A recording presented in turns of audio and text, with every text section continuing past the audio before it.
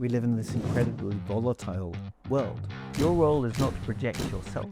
Your role is to help take this wonderful, extraordinary piece of music and help bring it to life and bring it into the hearts of others.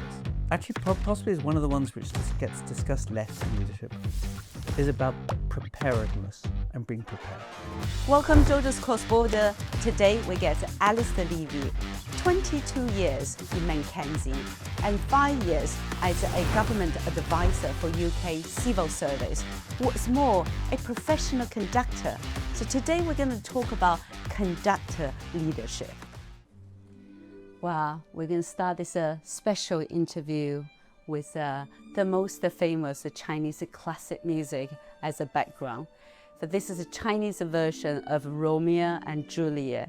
It's a love sad story, but it's a music piece. It's a cross-culturally masterpiece for Chinese musicians and been played by Western symphonies as well.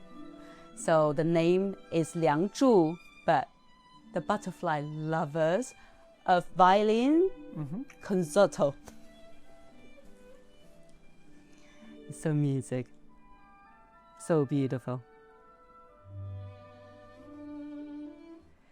All right, so that's a unique style. Welcome today, Alastair. Thank you so much for coming this interview. So before I ask you to introduce yourself, I can't resist and not to say who you are, okay? So 22 years of McKinsey and 5 years in the government's civil service and 5 years in the global risk, right?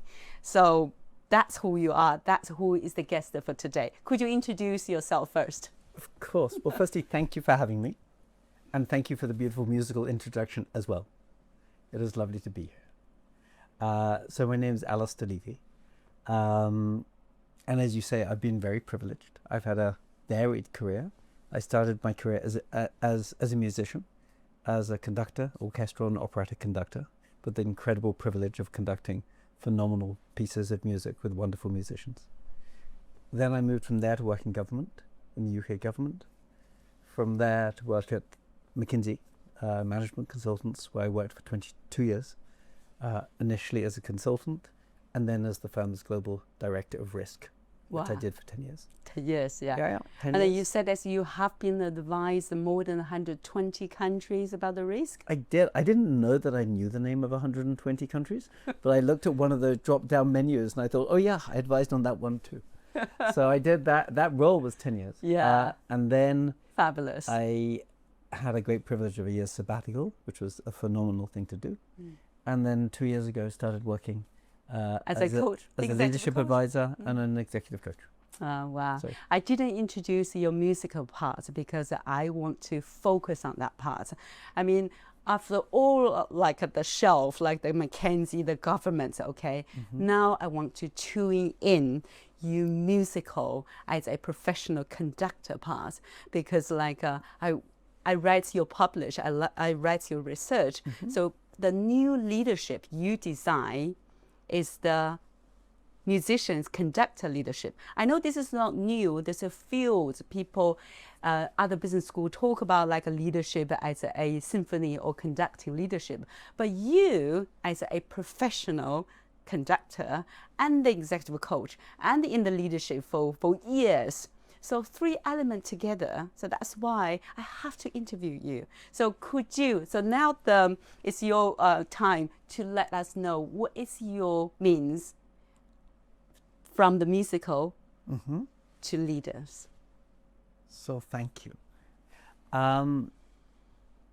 So as I said, the story for me is partly based upon research and partly pulls together threads of my life from being a musician, from leading, and now from thinking about leadership and helping leaders as a coach. I think when I started conducting, as a child, I'd been a violinist, as in the violin concerto you kindly played earlier, but not that good. And then I started conducting at university, and I found it absolutely fascinating. Right? And ultimately, because it answers the question of how do you bring 20 to 100 people together in a way Indeed. that recognizes their individuality as musicians, but also allows them to perform as one. Yes. And I found that incredibly fascinating and meaningful. And I said, well, what if I take this afterwards? And I spent 5 years after university. Which is at Oxford. Yeah, I was at Oxford and started conducting at Oxford. And then spent 5 years after Oxford as a conductor. I did a postgraduate course at Conservatoire in London and set up an orchestra and opera company of a lot of the best people of my generation who were then going into the profession, and spent 5 years doing that, which was a phenomenal thing to do. And then decided partly to separate conducting into two. So to put the musical aspect back inside and back to pleasure, but actually to recognize that a whole lot of conducting was about leadership, and to make that more of my professional focus. So that's where it all started. Beautiful story. So that's where it started. Yeah. And then went into government, where of course there's a huge amount of leadership. There's leadership at a political level, there's leadership at an administrative level, leadership on a policy level, and into management consulting, where you see leadership in all of its aspects, and people talk and reflect on it. And having then stepped away, said, well, what if I put all of that together? So that's what I did in the article. Marvelous. Now is the time to share with us. So let me share a little bit about it. And so what I did in the article was to say, well, what is it that conductors do that translates to what leaders do in other sectors, right? Be it in the commercial sector, be it in the government sector, be it in the social sector. What are those attributes of the best conductors? Right? And to some extent, it's subjective, but it is certainly based upon a lot of reflection, a lot of observation, a lot of discussion both with musicians, with leaders, with academics, and others. And the objective as well, after all of that. But I think where that got to was to say there were two sets of attributes about really effective conductors. The first set is, what do you bring as a leader? What do you bring as a conductor when you walk into the rehearsal room, or what do you bring when you walk onto the stage? Which for an organizational leader is like, what do you bring when you walk into the room? What do you bring with you when you walk onto the Zoom call? Yeah. Okay. So those are the first set of attributes, and I'll talk about those. Okay.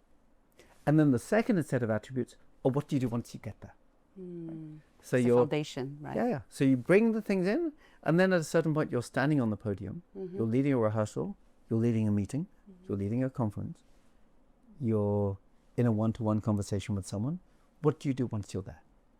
So there were these two sets of attributes. What you bring, and then what do you do once you're there? And then for me, they each kind of broke down into some different attributes. And for me, there were three key elements under each. You could describe them in different ways, so this is just one way to describe them. So I think the starting point, which actually possibly is one of the ones which just gets discussed less in leadership, is about preparedness and being prepared. What do you mean? Well, let's start with musicians, and then we can talk as we go what it So means I guess, yeah. for organization. I mean, it starts with musical preparedness and technical I preparedness. see. Right? Okay. Musicians Foundation. Build out your you study skill. it. That's the first part of it. It's not all of it, but it's part of it, right? It's your technical preparedness, which in business is, if you're a doctor, you've got to know how to carry out surgery, and you're a lawyer, you know the law, and as a finance director, you understand about finance. In that overall and in that context. So there's a technical preparedness, and critically, there's then an inner preparedness. What are the qualities you need as a human being? What's the self-awareness? How are you centered, able to be centered and reflective when you walk into a room? How do you have the resilience you'll need to lead, whether as a musician or lead in the corporate world? And all those attributes of what you need and how do you invest in that over the years. And then there's collective readiness. How do you ensure the people around you, you have the right people with the right skills, the right relationships between them, and that's all set. So if you're a conductor, that might be the orchestra and singers, but it's also the managers and the marketeers and the fundraisers, stakeholders, everyone who's involved in putting the whole thing together. Okay, so this first attribute, I think, of effective conductors is around preparedness. Okay, applies to leaders, corporate leaders too. Yeah, but it's interesting you said as the preparedness, including the fundamental, like your core skills is like technical skills. But the what's more is your inner self. Are you ready? I mean, as even personalities and your teams, everything blends in, and collective, which is the team around you, the organizations, the stakeholders, it's all as a collective group make it readiness, right? For that's a 100%. Okay, wow, amazing. Then that is the next to, I think is the next one is the inner self, is the humility It's around part. humility. Yeah. Now, of course, What that means, for your article. You talk So let me talk a bit about humility. There's a notion of, the grand leader who stands there with a big personality. Yeah, charismatic. And that can get you so far. There's nothing wrong with charisma. And sometimes you need a strong personality. Typical look as well. And sometimes that has historically been quite gender-based as well. Oh yeah, It's okay. But actually, what is it that marks out the best conductors? Right? And as I looked at there were 3 elements of humility which were essential and which also translate into business life. Okay. The first is humility towards, the first of these is around humility towards the composer. Right? Oh yes. Right? There's the composer and the piece of work you're composing, you're performing. Right? Your role is not to project yourself. Your role is to help take this wonderful, extraordinary piece of music and help bring it to life and bring it into the hearts of others. So you separate the ego. You separate completely respect the composer. Yeah, it's about respect. Now, that's not to say it's not to say there isn't personality, but maybe it's the difference between ego and egocentricity. It's not about you, it's about how do you bring this piece forward. Egocentricity. Right? It's not about that. The second element of humility is about humility to the musicians you work with, which is like humility to all of your colleagues in any organization, right? The skills they bring, how hard they work, the stresses of the lives they lead, right? And ultimately, we'll come back to it, I'm sure, again, as a conductor, you don't make any noise. No. Right? So music only happens because of the extraordinary people who are in front of you. And the respect you bring towards them creates the foundation for what then happens. And thirdly, respect to the audience, who in business life could be your customers or they could be your clients. Because ultimately, what you do has an effect on them. The way you perform a piece, in some ways, will touch their minds and their hearts and their souls more or less in this way or the other way. You'll use their time to give them the best, most thoughtful experience of this piece. In some ways, you say, well, is that about relevant for business too? Yeah. Well, the answer is yes, totally. If you're helping develop pensions, you're looking at the future lives, retirements of the people whose money you're investing. If you're developing a consumer good, right? What's the experience of the consumer whose lives you're touching? Obviously, if you're a medicine, what's the impact on your patient, right? So I think the second of those attributes, the first is around preparedness. The second is around humility. In those two levels. Can I pause you a little bit? Like humility, you talk about respect for your team players, right? For your musician, like as a conductor. But in business worlds, it's like how you respect towards the people your subordinate. Because actually, the lots of skill, they know better than you. And then you can't do the things they do. So what make a leader? If you don't have a followers, it's not going to be a leader. Okay, I'm a manager. So how many people in your team? No. So that is the title, but it's not a leader.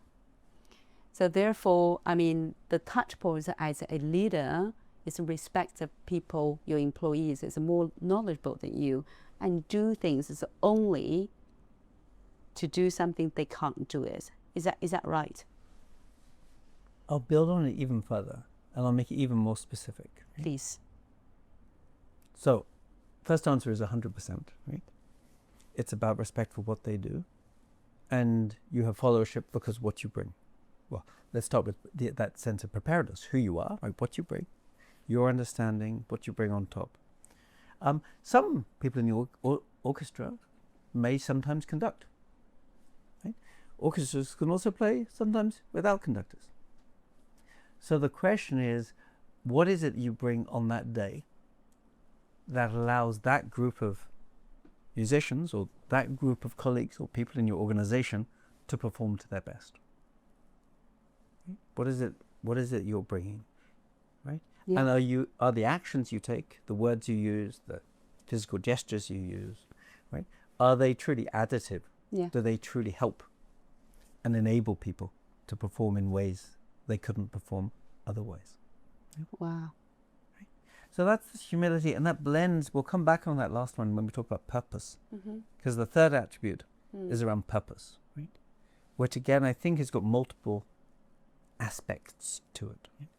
The first is, why are you doing this? Oh, people ask, why are you doing this? And ultimately, Yeah.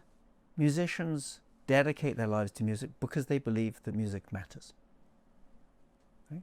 If you're a government policy maker, you can say, well, how much difference do the arts make to economic growth or to education or to social well-being or to tourism? And they do make a difference. But as a musician, you conduct because you feel that music matters. It's something of importance. It's vocational. And similarly, many people are involved in finance or consumer goods or healthcare because they believe it matters. And if that's overall, then how do you think about purpose in terms of the piece you're conducting that day? What's the essence of that piece? What is it that's at the heart and soul of that piece of music that you want to communicate to the musicians and help the musicians communicate to the audience? And that's at a macro level, right? What's the overall flow of a symphony? And the micro level, what's the subtle calibration of an individual chord or an individual phrase or an individual word? Right? And again, that happens in business too. Yes. We'll come to it later. Okay. And the third aspect, you slightly brought it out earlier in terms of purpose, is what is the purpose of your role? Yeah. Right? Your role is not to stand up and get applause. Right? If you do get applause, hopefully that is applause you receive on behalf of the orchestra and you deflect it to the orchestra. But your purpose is there to help these musicians bring this piece of work to life in a way that touches the hearts and minds and souls of that audience on that day. So I think in terms of what you bring to the room, this combination of preparedness, of humility and purpose, I think are essential for, or certainly incredibly helpful for conductors. And I also think they're relevant for leaders in today's world. Absolutely. Can I tune back about the macro and when you convince the purpose, right? Yeah. So you talk about macro and micro. There's two combinations. So what's that means in business setting? It's about as a conductor, I understand that's a little even the pause or but in business, the combination makes it a better business strategy from theory. But what happens in the real life, situational? Okay. So let me think about a sector I know as a consumer, but not from a business side. Yeah. Okay? Yeah, please. But like many of us, I'm lucky to stay in some wonderful hotels and go to some wonderful restaurants. And some very small local restaurants as well as grander restaurants, right? On one level, there's a macro purpose, right? We want to cook food of this type, in this style, in this place. We want a type of cooking, we want a variety of dishes, and this is of this type of quality. And this is what's going to characterize the types of dishes, right? Overall, at the macro level. Yeah. Right? And then you say, well, within that, which dishes do we serve? And within that, which ingredients do we have? And within that, how do we put those ingredients together? And on another dimension, how do we serve those onto a plate? What's the atmosphere we create around them? Right? So you have as well everything that comes down to a spoonful of something delicious. And the sugar. setting it's in, right? It comes in that wider, the macro setting of what are you here for? Yeah. And the micro of what's so important about that bit of the experience that someone may not realize it's happening, but actually it has an impact on how they respond to that piece of music or that consumer good or that experience or that B2B relationship. What makes it special? Got you.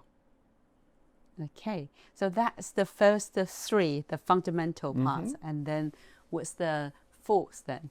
Well, the first three about what you bring, right? Yeah. So you've had these with you when you walk into the room, when you walk onto the Zoom call.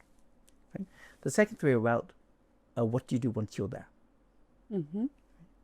So the first of those is about how do you create a space? How do you create a space where things happen?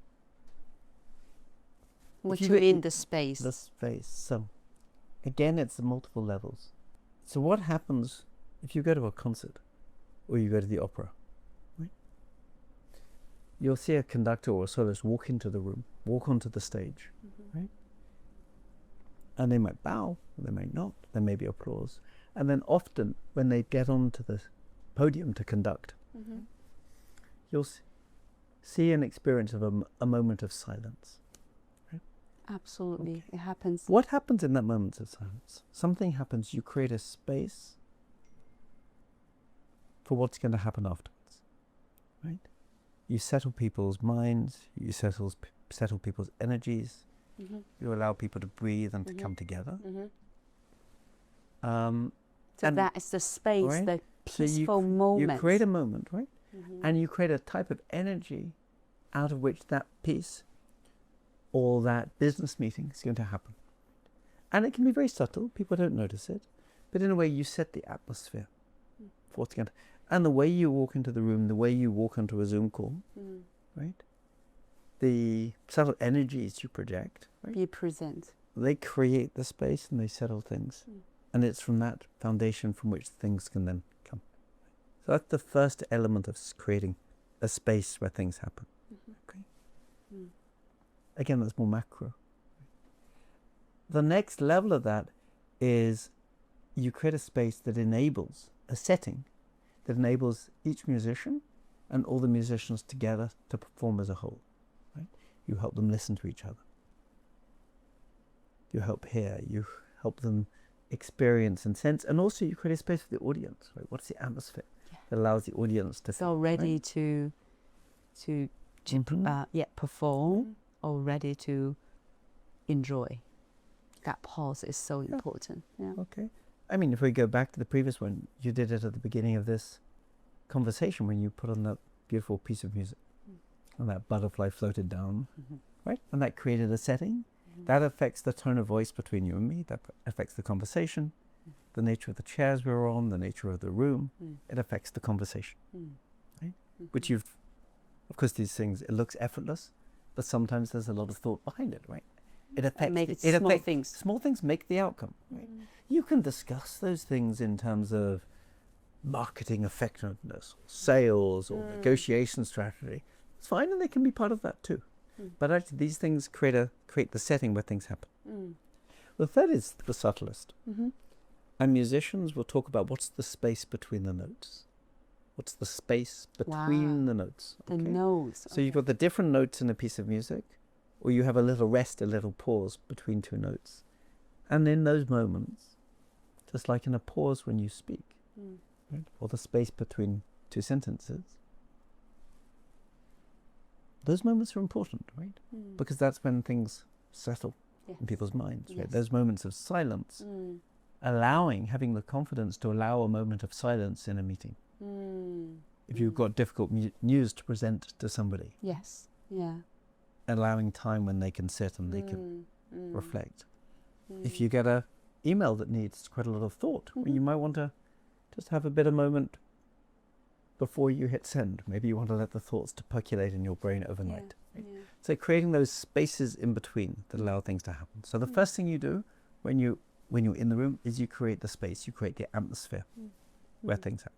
I can see from the team working settings, like how important the creative this space in between notes. As a musician, creative space in between notes. But in the team, you can create for the space in between sentence or next to your agenda. So just pause a little bit and then let the eye communication going on, and then maybe evoke the new thoughts from your team, other team players, your colleagues. And then, yeah, I can see it. Very, very insightful. So okay, let's move on. That's the next one. Okay. The second then is, in a sense, what conductors maybe are known for, right? You provide the path forward. You provide a sense of direction. Yeah. Right? And that's at multiple levels, right? What's the speed of a piece? Or what's the character? What's the quality of the music, right? Where's it going, right? You create the story, you create the narrative. And some of that is more what's the sense of it, right? What's the broad strategy, right, in a business setting? Some of it's more precise, right? What are the more tactical decisions, or the placement of specific notes, or which instrument is louder than which other instrument, and how they relate to each other, right? That brings the whole thing together in terms of that sense of purpose, that sense of path of where it's going. So can I say that's part of a planning and strategy, like in business setting? I think it is part of selling strategy, especially and communication critically, right? Especially when you have the third attribute of, which I think came out very strongly when I spoke to people about this, which is you've got to be willing to adapt in the moment. Right? So you can have a view, this is how this piece is going to go. But this piece has been performed by a group of individuals. Yeah. There may be soloists, there may be a moment, and there may be a different feeling in the room on that day. You don't know exactly where it will go. So you've also got to be able to adapt. And I think that talks to the importance of strategies, being adaptive. Not only we live in this, if I connect my background in risk to this work, right? We live in this incredibly volatile world. Everything's geopolitically, in terms of economics, technology, climate, this incredibly volatile world. Everything's changing. Everything's changing. Right? So how do you have a clear sense of direction, communicate that where it's needed to the people in your organization, and have the adaptiveness to flex it as things change. Okay? And to be ready if something goes wrong. That's your job, is to be there. Okay, so that's that second thing. And then thirdly, it's about how do you engage people. Right? How do you truly listen to what's going on within your organization? How do you truly listen to what's going on outside of your organization, and be ready to respond where that's helpful? Right? And that is, I think, critically there.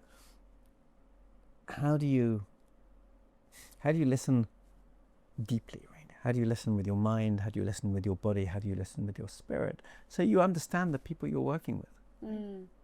What's happening not just in their lives, but what's happening individually, and what's happening in the dynamics with them, what's happening in the dynamics with your customers, with your regulators, and how you're truly conscious of the system in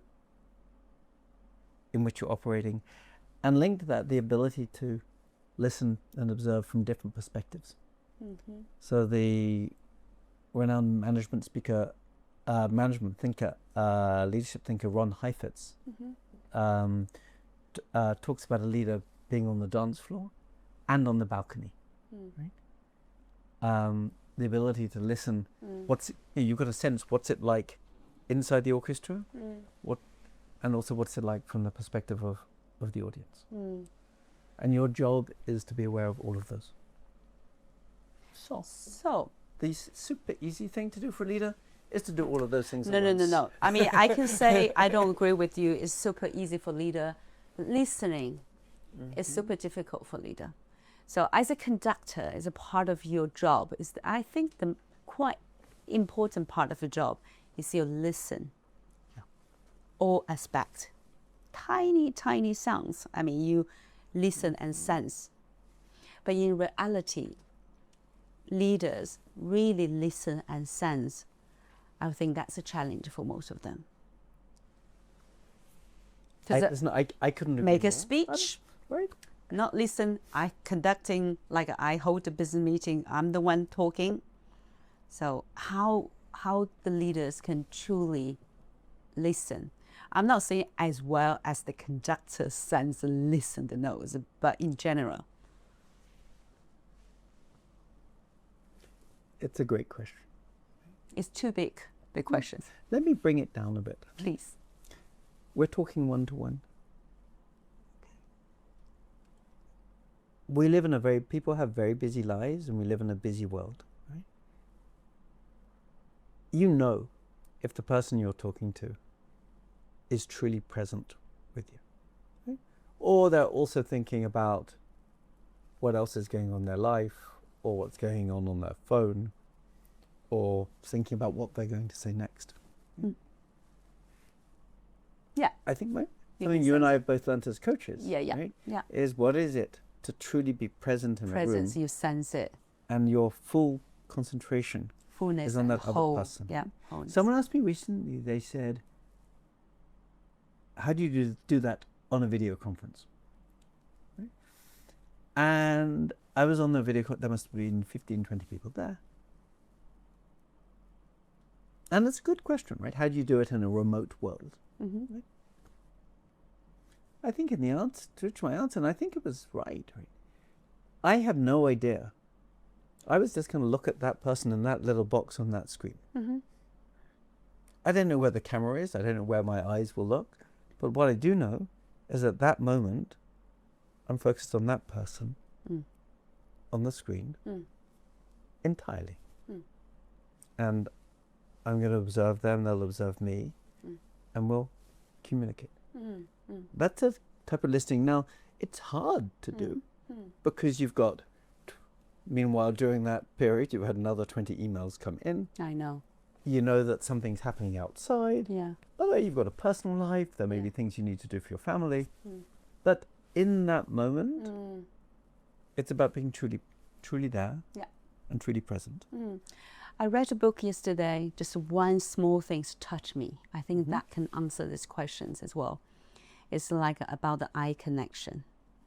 So, the reason I want to mention this, actually yesterday I was quite heartbroken when I read this paragraph. They saying that's orphanage, in the orphanage, the children always watching the blackboard, and they call them as a mother. Because there's no love, they can't. So human beings, they're eager to connect with another human being. I mean, at the very early stage, by eye contact, that's the infants communicate with their mother. And then that broke my heart to see that nowadays a lot of young mothers stick their face in front of the phone. And then so, therefore, the babies is crying for, I'm not crying, but it's dying for, be connected with their mother and get attention.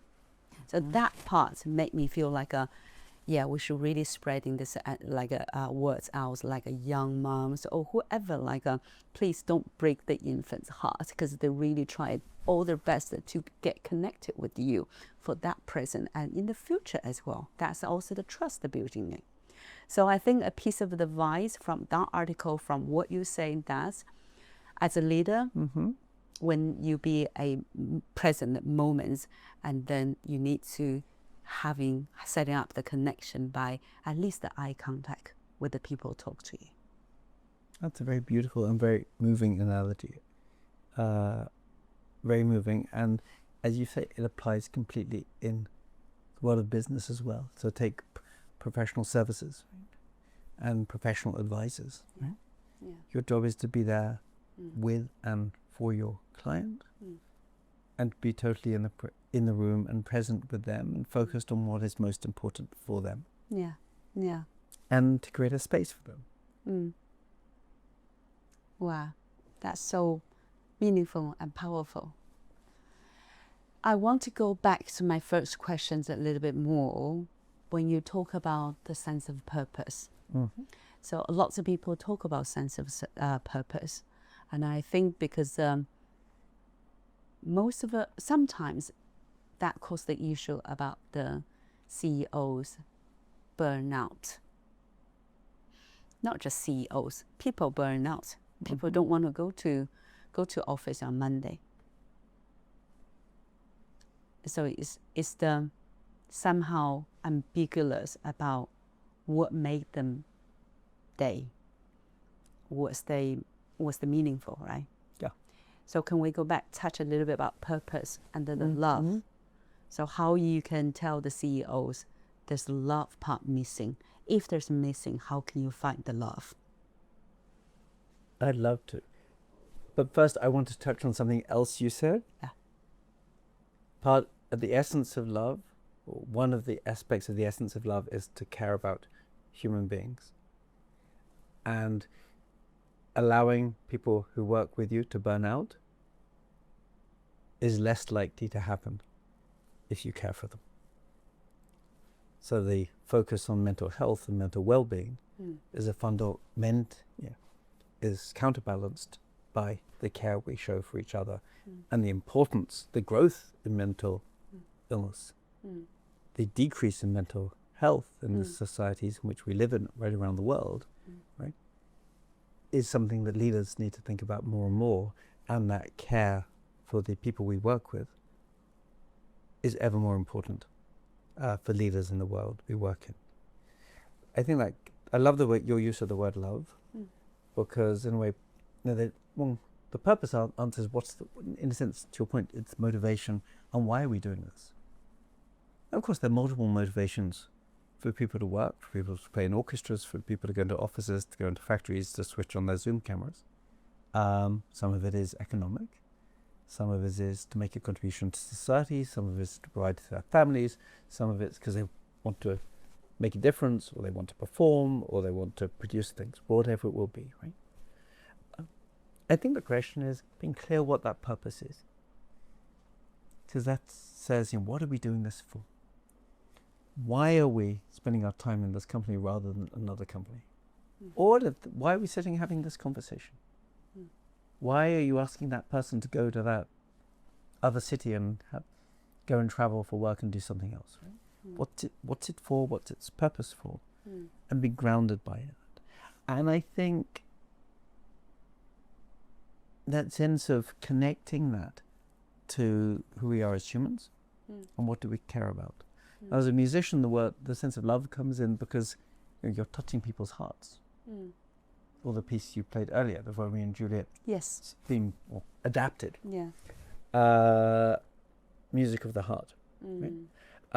Obviously, not everything in business is about that. Right? But it does matter that you care what you're doing. You care about how you do it. You care about why you do it. And you care about the outcomes it leads to for the different people involved inside your organization and outside your organization. That's amazing. So you care.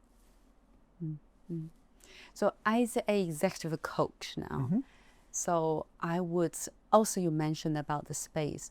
I would love to ending this conversation by leaving plenty of a space, give those audience or leaders listen to our conversation. So, but I would love you to ask questions and let our audience think. I would love to, and they're asked with humility, if they're helpful for people.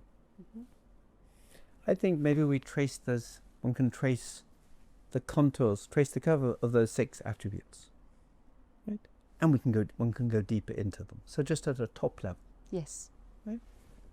When you are taking on a new role in a new organization or a new task in the same organization, do you feel prepared? Do you have the capabilities? Do you have the understanding? Do you have the mindset? Do you have a sense of inner readiness to do what you need to do? Right? So that's the first question. Do you feel prepared? The second question links to humility. Right? Do you have a sense of service? Who are you serving? And what can you do to best serve them? Be they the people you work with, or be they your customers, or be they your clients, or be they the planet. Right? How can you be there for others? Okay. And looking at purpose, right? what's this for? Do you have inside yourself a sense of what's all this for? What's the reason why this thing is happening? That you can communicate to others in a clear and compelling way. Okay. So those could be 3 questions on the what you bring. Okay. And then if we turn to what do you do once you're there, right? How do you best create a space that allows the people you work with to perform to their very best? Okay.